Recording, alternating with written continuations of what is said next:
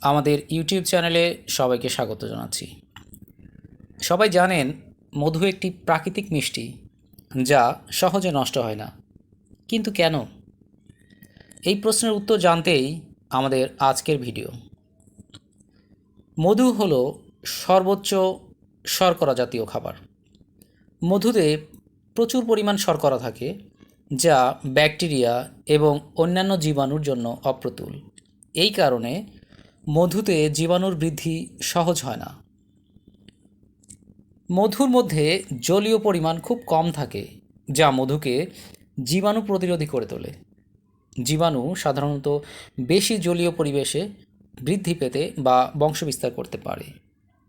এছাড়াও রয়েছে মধুর অম্লীয় প্রকৃতি। মধুর পিএইচ প্রায় 3.26 থেকে 4.5 এর মধ্যে থাকে। এই অম্লীয় পরিবেশেও জীবাণুর বৃদ্ধি প্রতিরোধ করে। আপনি যদি আমাদের চ্যানেলে নতুন হয়ে থাকেন তাহলে চ্যানেলটি সাবস্ক্রাইব করুন এবং ভিডিওটি ভালো লাগলে এটি শেয়ার করুন। হাইড্রোজেন পারঅক্সাইড উৎপাদন। মধুতে গ্লুকোজ অক্সিডেজ নামক একটি এনজাইম থাকে, যা অক্সিজেনের উপস্থিতিতে গ্লুকোজকে গ্লুকোনিক অ্যাসিড ও হাইড্রোজেন পারঅক্সাইডে রূপান্তরিত করে। হাইড্রোজেন পারঅক্সাইড একটি শক্তিশালী জীবাণুনাশক। এছাড়াও মধুর অ্যান্টিঅক্সিডেন্ট এবং অ্যান্টিব্যাকটেরিয়াল উপাদান রয়েছে। মধুতে অনেক অ্যান্টিঅক্সিডেন্ট ও অ্যান্টিব্যাকটেরিয়াল উপাদান থাকে, যা মধুর আয়ুষ্কাল বা জীবনকাল বাড়াতে সহায়তা করে।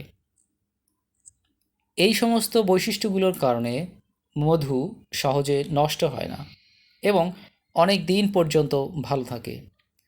তাই মধু শুধু একটি সুস্বাদু খাবার নয়, এটি একটি প্রাকৃতিক প্রিজারভেটিভও। আজকের ভিডিওতে আমরা জানালাম কেন মধু সহজে নষ্ট হয় না।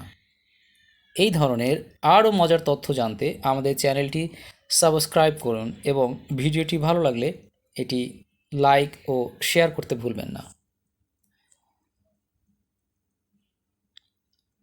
আমরা এই ভিডিওতে মধুর গুণাগুণগুলো বর্ণনা করলাম। এছাড়াও এটার কিছু ইতিহাস এবং কিছু বৈজ্ঞানিক তথ্য রয়েছে।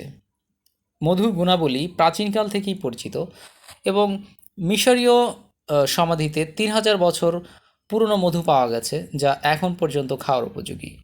বিজ্ঞানীরা মধুর অম্লীয়তা, কম জলীয় উপাদানের উপস্থিতি, উচ্চ শর্করা এবং অ্যান্টিব্যাকটেরিয়াল উপাদানকে মধুর দীর্ঘস্থায়িতার কারণ হিসাবে ব্যাখ্যা করেন।